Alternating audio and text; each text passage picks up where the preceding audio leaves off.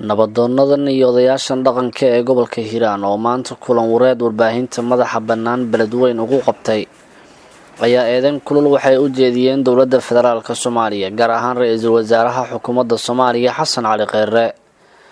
Nabadoonnada iyo odayaasha ayaa mar kale ku celiyay inaysan dhaweyn qorshaha isku dhafka ciidanka xoogga dalka loona baahan yahay in marka hore la qabto dib u heshiisiin guud waxayna dowladda Soomaaliya sheegeen inay iyada qaadan doonto mas'uuliyadda haddii awood ciidan ku maquuniso daabulada ciidanka tababarka u dhamaaday ee xerada lama galay xilligan ku sugan. Ra'iisul wasaaraha qaranka warkiisii waxa naga togay ciidanka ama halka geeya ama kombiyuutarkan ka saaraya oo waa wada ruqsaynaya. Waxaan isweydiinaa markaa baawarka ra'iisul wasaaruhu ma dheeyahay dhowr boqol oo ciidan hal saac inuu ruqseeyo la tashi la'aan asoo aan kala tasho golaha wasiirada iyo madaxweynaha iyo aqalka baarlamaanka. wuxuu nala noqday wax cajiib ah oo lala yaabo oo maskaxdeenu ay qaadan weyday. dowladda ninka ra'iisul wasaaraha oo ah hadda ka hor wuxuu yiri Hiiraan waxba ma dhimaan waxba ma kordhiyaan waa baakad.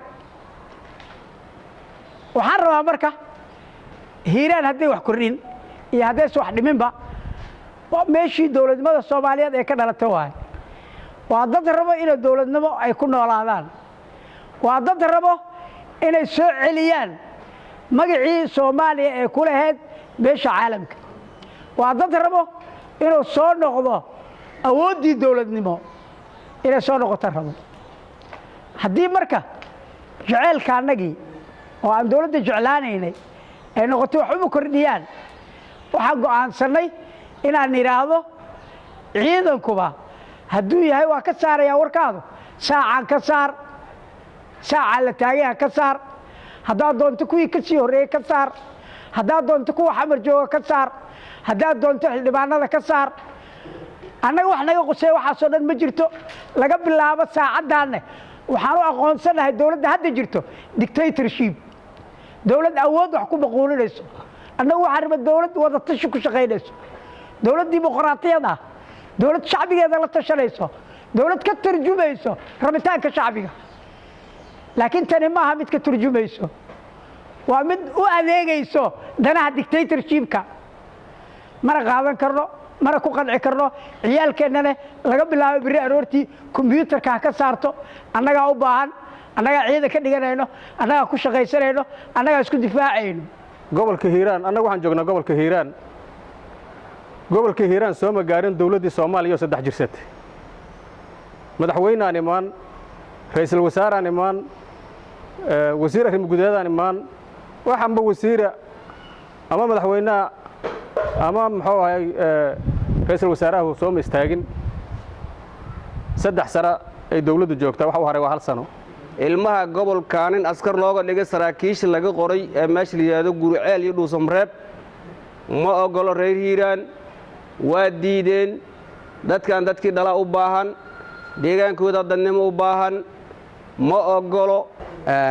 cabirka meesha anaga ay xaaladdu ay naga marayso haddaan aan saarno waxa uu yahay iyo go'aankeennu annaga waxa uu yahay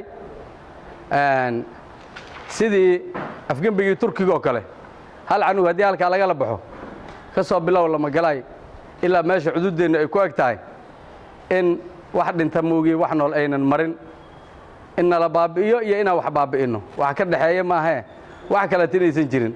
arrinkaasoo ah ilmo yaryar oo aan dariis lahayn oon hub lahayn oo calaladoodii wata ay guriga hooyadood uga yimaadeen ayaa la yidhi waaba galgaduud ay ka tirsan yihiin. ilmo Hiiraan ku dhashay ayaa awalan waxaa laga dhigay inay reer galgaduud yihiin oo waxaa la yidhi waaba sunno. war Soomaaliya oo dhanaa sunno ahayde goorma qaarna shiican noqdeen, annaga qaarna ay sunno noqdeen.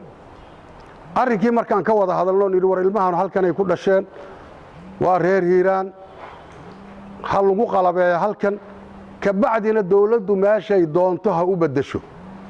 waana laga diiday. Soomaalidu waxay tiraa laba isdishay isma daaweyso. shalaa halkan dagaal ka dhacay dadkii shalay isdilay ilmaha qaar ka mida aabbayaashood ku dhinteena la dhex marsiinaya waxa soo socda ninkaan garannay waxa jooga ma garto waxaan go'aansannay marka ilaa dawladda 10 jeer aan ka codsannay ra'iisul wasaaraha iyo madaxweynaha dib u heshiisiin ilaa dib u heshiisiinu ay ka dhacdo inaan lees dhex mari karin leesna dhex degi karin reer hiiraan waa dawlad